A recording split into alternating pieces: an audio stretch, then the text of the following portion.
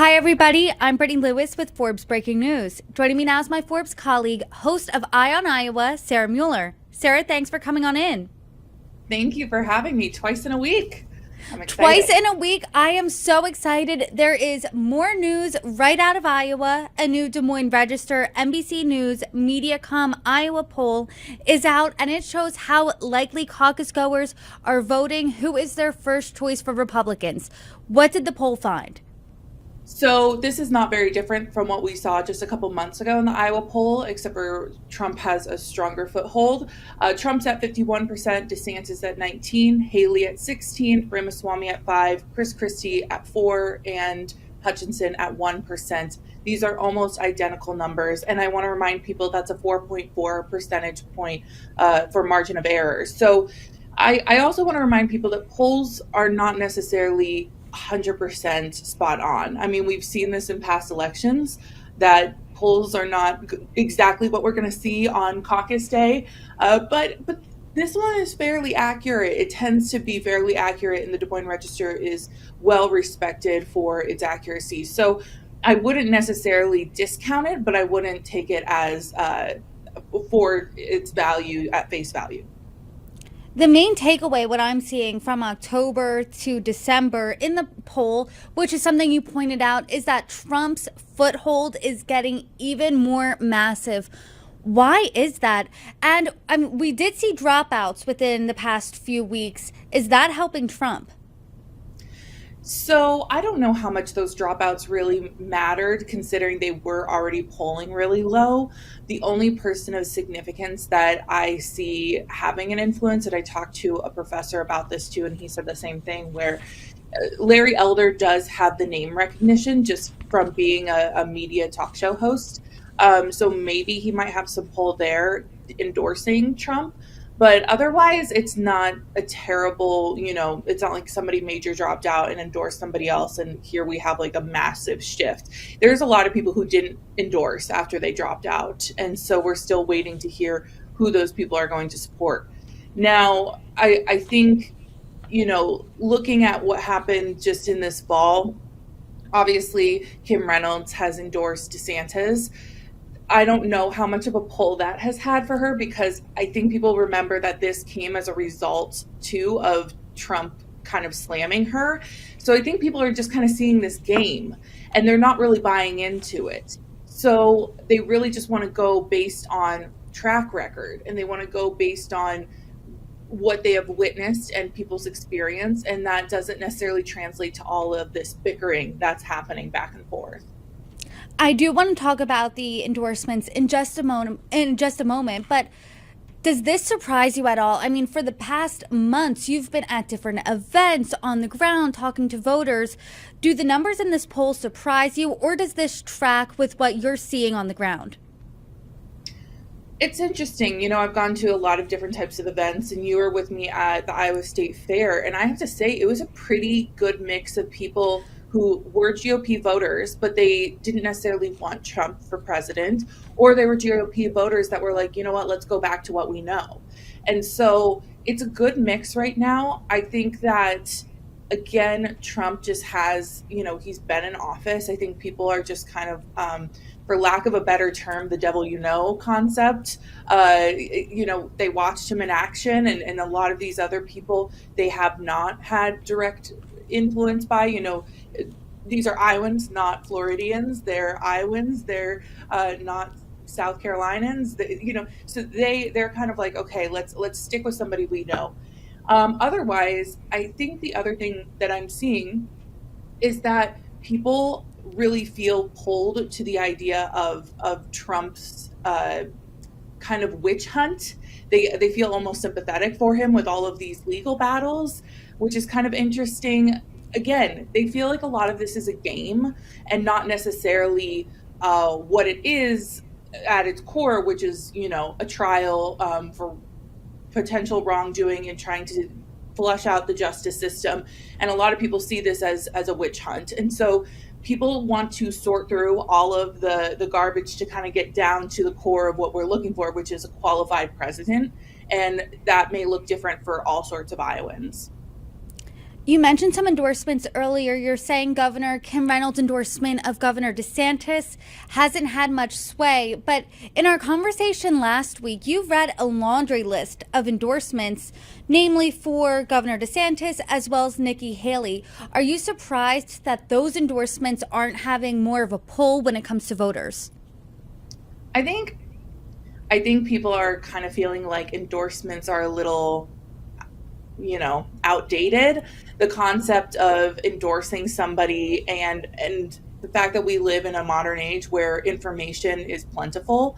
Now, getting the correct information is the key there, but getting information is plentiful. People can make up their own mind. Most people are educated, or at least can get the education that they need to vote and make a decision based on their needs, specifically right now their wallets needs, with the economy. And so I think people are kind of like, well, I'm going to make up my own mind. It doesn't matter if Brenna Bird, Kim Reynolds endorses whoever. I'm going to choose who I think is best. Now let's talk about the ground game strategies here. Let's first talk about number one in the polls, former President Donald Trump. As we've been saying for months, really, he's far and away the front runner. Has he been spending a lot of time on the ground in Iowa? Because we know he's facing these legal battles, namely right now in New York. He is spending more time here than he was. Now, that's definitely less than what the typical candidate is spending here.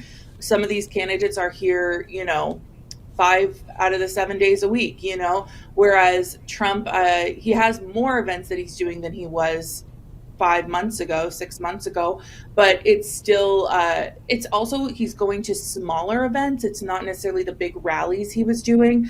He even has two upcoming events this week in Waterloo and in Coralville to talk about committing to caucus. And so it's like he's taking this approach of trying to get people out there to caucus. So don't just say you're going to caucus for me, go and do it. Which I think is an interesting strategy for him to shift on, especially given his confidence in himself by not going to these debates and with his place in the polls. So the fact that he's willing to go to these events for people to come out, show out and caucus for him is interesting. These are really weak poll numbers for anyone not named Donald Trump. So if you're named perhaps Governor Ron DeSantis, Nikki Haley, Vivek Ramaswamy, Chris Christie, are you noticing anyone changing their ground strategies based on these lackluster numbers?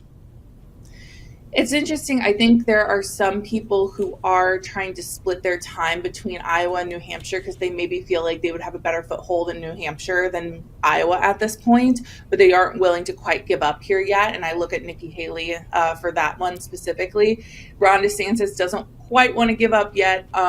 Again, people are trying to split their time right now. But I do have to say it is interesting. Ron DeSantis has completed the full Grassley, as we talked about. The full Grassley being going to all 99 counties in Iowa and getting that face time with people. But I think there's still concern that he's not personable enough.